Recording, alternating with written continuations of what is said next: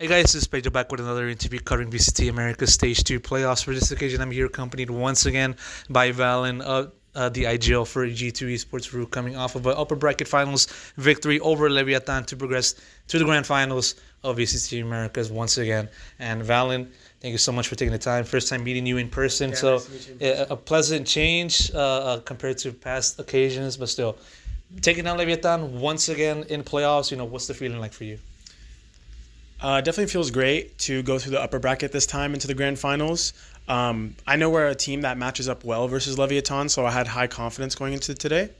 The only challenge was me just getting the boys together and amped up because, previously when we qualified for Shanghai, we dropped off the next day. You get that pressure relieved, and it's kind of hard to dial back in and get a little bit of nerves is good, right? But when all the pressure is relieved after you qualify, sometimes it's hard to lock in. So that was what I was making a big focus for today for the boys is just, guys, lock in. I don't want to make history repeat itself where we just don't even give ourselves a chance. Let's play together. And the boys did that, so I'm very grateful for that. And now we're going to the grand finals. Yeah, for sure. I mean, a pleasant change, a pleasant reverse. As you said, last time you guys were able to make it to the grand finals from the lower bracket. This time you're doing it from the upper bracket with authority, You guys have not lost at all in Stage 2 coming off of Masters.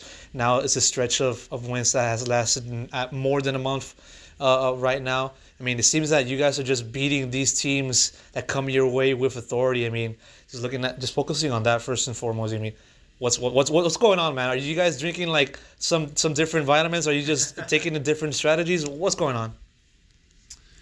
Yeah, there's no secret sauce. I would just have to say it comes down to the practice and hard work that we put in. I know it's the simple answer, but it is the truth. We've had to take losses in the past, hard matches versus teams, and we adjust and we come back stronger. We're still a relatively new and young team into the league, so it's a bit unrealistic, I would say, for us to just be able to win constantly and just look insane from the get-go. It's a process, right? And I think we've been showing that we're working hard. Even when we take losses or even wins, we learn something from it. And the boys have just been grinding hard. This is a long time coming to get to this moment, and now we finally hit a good form for us. But it doesn't stop now. Job's not over. We haven't really accomplished anything in that sense of winning a trophy. So, not satisfied until we get that. But what you have accomplished so far in this playoffs is making champions. I mean, watching you compete, kick ass yesterday, making that happen. I mean, it really was a sight to behold. I believe you were emotional at times at following the match, with good reason, because it's been the culmination of a process that has been lasting 2 years. I've been fortunate enough to cover your story, even before you guys made noise in the garden, even right now with G2, just sort of talking about just making champions. I mean, just what was the emotion like for you when you were able to just make that happen finally after a long process? Yeah, the weeks of preparation leading up to this playoff run and the qualifying match was really stressful for me. I knew I had a large task on my hands to IGL in very high pressure moments where your year is literally on the line. You can go home tomorrow if you lose.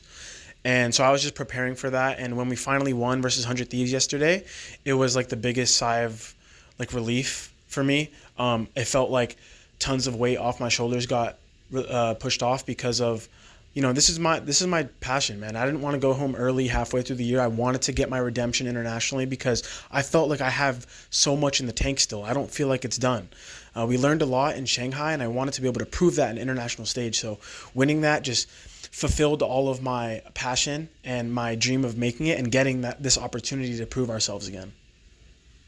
And I got to ask you also now, going over to the series against Leviathan, first off, beating them in Icebox, a map that Leviathan has been basically unstoppable in that map this year. I mean, what made it happen? I mean, what made you guys just continue the momentum, beating them with authority, like I said, in this map? I definitely credit our strong attack half. We started the game 10-2, I'm pretty sure. So it's pretty easy to close out the game when you're like that. We just knew to go into it. To not give Aspas that many shots. I think on defense they rely a lot on him to get early engagements because they're running a slightly lower utility comp. They only have a single initiator, and so you're much more reliant on your jet to keep map control and get opening picks. So we had the game plan of just don't give him anything, use the extra piece of utility on every corner on him. And, regardless of that, he's still able to do ass-pass things and, kind of dominate us. But at least we limited him a little bit, and we made the rest of the players win him the game. And from there, we were just having good fundamentals and not giving people more than one kill. So it was great from the boys. Yeah, for sure. Continuing that momentum into Bind. I got to ask you about the play 1v1 at the very end of that map. What went wrong there for you? Getting into that position, I think you were facing a off against, King. I might be wrong on that. You can correct me if I'm wrong in that answer. But still, what happened in that play? Yeah, so it was a Viper ult round. We kind of had a broken play, and I knew I had to just make something happen. So, I just took it piece by piece, what they were giving me. I peeked elbow. I think I got an opening kill, and then the site guys weren't peeking. I have a teammate in hookah calling that they're in hookah, so I angle out and get the hookah kill. And from there, it's a 2v2, me and Jonah, and Aspas swings right. And I don't know if they got it on the footage, but I full 180 flicked him on a one tap with a Phantom, 0 bullets. I'm like, oh, no bullets. So I pull out the classic, get half, and I got a lucky right click on King. So it was a great play. It felt really good to win that round because clutching is always nice, and also I think it was to get on match point for us. So it helped a lot to close that game. Yeah, and then that then set the stage for the eventual win in that map. Back then, looking over into the team's store or list of matches in that map, you guys mostly been losing, especially I think there was a stage in which you guys were losing I believe 3 maps in a row prior to today. It talks about just the team's adjustments from those prior occasions up until now. What kind of adjustment did you guys made strategy wise? Because you guys didn't really make any changes to the comp, you mostly did changes in the strategy. So what happened there? For Icebox, right? Bind. Oh, for Bind. For Bind, we struggled internationally versus some teams. I would say we weren't really evolving that much. So we had maybe weak game planning going into those matches that we lost previously. We knew our comp is good and everyone's comfortable, and we know we have a lot of room to evolve and make new ideas. So I credit Josh RT and Shaq a lot for making new ideas and new game plans going into these matches on Bind. We're showing a lot of new looks, so it's hard for teams to really understand what we're doing, even though we've played the map so much. And regardless, when we have good fundamentals, we're playing good as a team, the strategy doesn't really matter too much. We could do whatever we want, and as long as we're closing out the 3v3s, the 2v2s, whatever, the score will show for itself. So, yeah, nothing really that much new, just evolving tiny pieces in the Bind to show different looks. Gotta ask you about Icebox. I want to know about your thought process in that too as well. Yeah, Icebox, even though our results look horrible, we've always been confident in that map. I'm pretty sure Josh shared with us that our Icebox in scrims is number 1 most successful map in scrims in terms of winning and evolving, doing good. So we're always guys, why can't we just translate this into the match? And we've had countless hours of VOD reviewing Icebox. Why are we not translating it? And I think we nailed it down by now. I can't share it, but I think we nailed down what the tiny pieces were missing from the scrims into the match, because it's not the comp's problem. We know that. We can have dominant wins with this comp and also get dominated, but it really just comes down to the fundamentals of the player and not so much about the strategy or the comp, because we have really good ideas on that map. Yeah, I gotta not focus onto yourself.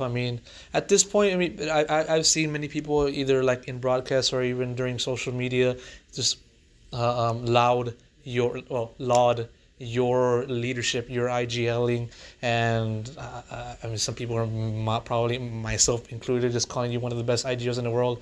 You kind of fit that bill in your point of view. It's definitely a goal of mine to have that.